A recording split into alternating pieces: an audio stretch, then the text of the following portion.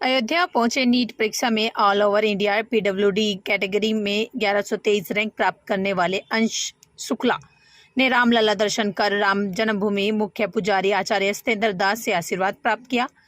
अंश शुक्ला गोंडा जिला के रहने वाले हैं, जिन्होंने हाथ से दिव्यांग होकर भी नीट परीक्षा में all over India PWD category में 1123 रैंक प्राप्त करके अपने जिले व परिवार का एमबीबीएस में सिलेक्शन प्राप्त कर नाम रोशन किया है।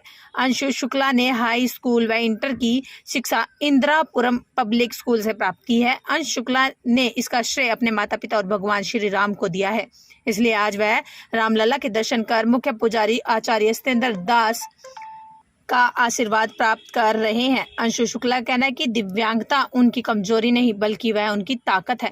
उन्होंने कभी भी अपनों को दूसरे से अलग नहीं समझा। अंशु शुक्ला का कहना है कि लोगों का व्यवहार निश्चित रूप से उनसे अलग रहा है, लेकिन वह कभी निराश नहीं हुए।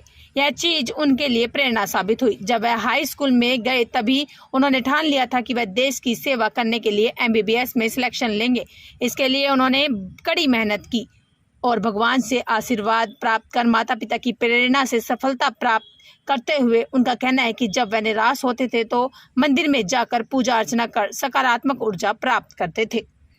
अयोध्या से अपूर्व पाठक की ये रिपोर्ट। तो आप जिस परिस्थिति में, जिस समस्या में, मैं आशा करता हूँ आगे भी आपका ही उसी प्रकार से प्रकट करेंगे और बहुतों को शिक्षा मिलेगी।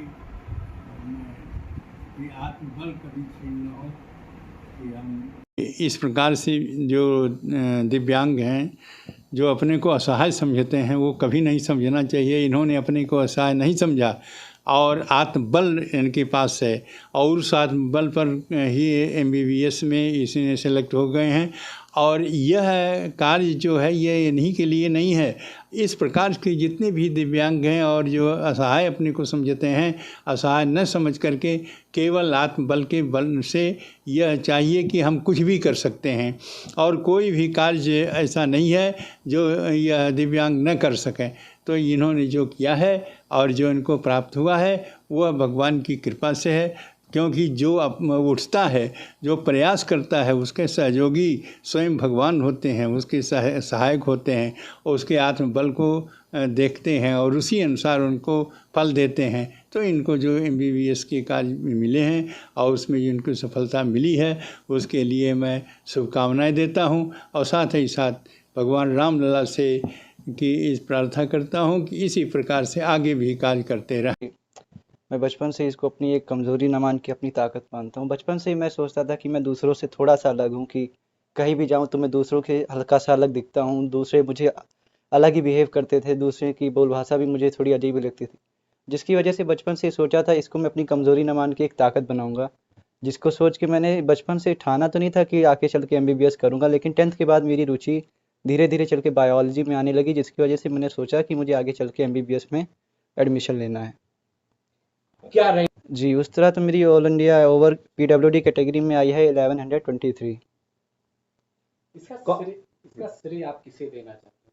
इसका श्रेय सबसे पहले तो मैं अपने माता पिता को देना चाहूँगा, जिनकी वजह से मुझे पहले से ही कि मैं अपने आप में इतना सम्मान रख सका, ऐसे होने के बावजूद भी कि मुझे कोई कमी ना खले, कोई परिवार में दिक्कत ना हो, कि मुझे कोई दूसरों के अलग न देखा जाए, अपने समाज में कोई अलग बिहेव न किया जाए।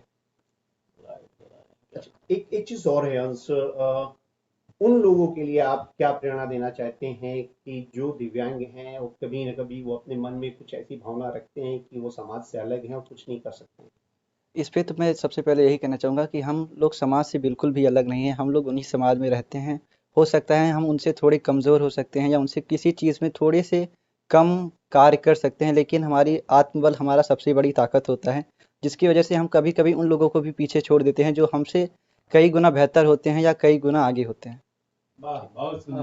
जी, एक तो सबसे पहले मैं यही कहना चाहूँगा, मैं एक हिंदू परिवार से आता हूँ। हमारे घर में सबसे पहले यही सिखाया जाता है कि हमें अपनी हिंदू राष्ट्र और अपनी मातृभाषा और अपने देश के लिए सबसे पहले कार्य करना चाहिए। जब मैं बचपन से देख रहा हूँ कि हमारा घर में सबसे पहले बहुत सारे ही लोग आस्था रखते हैं भगवान में, और मेरी खुद की आस्था श्री राम लला में बचपन से ही है।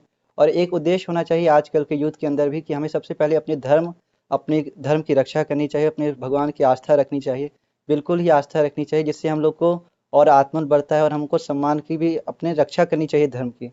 क्या आप ये मानते हैं कि रामलला के आशीर्वाद की वजह से आपको इतना बड़ा हाँ, बिल्कुल कह सकते हैं कि कई बार हम लोग जब कोचिंग करते हैं तो उस वक़्त हम बहुत डिप्रेस हो जाते हैं, कई बार नंबर नहीं आता, कई बार कोचिंग में नंबर नहीं आते, हमारे सवाल नहीं लगते, लेकिन उस वक़्त हमको क्या होता है कि हम लोग भगवान में आस्था रखते हैं, मंदिर जाते हैं कि किसी न किसी रूप में हम लोग को कोई ना मदद मिले। मैं खुद लखनऊ में रह के कई बार मंदिर जाता था कि माता रानी की पूजा करता था, जिससे मुझे बहुत प्रभाव पड़ता था, एक पॉज़िटिव फीलिंग आती थी जिसके कारण बहुत ही बदलाव आए मेरे अंदर।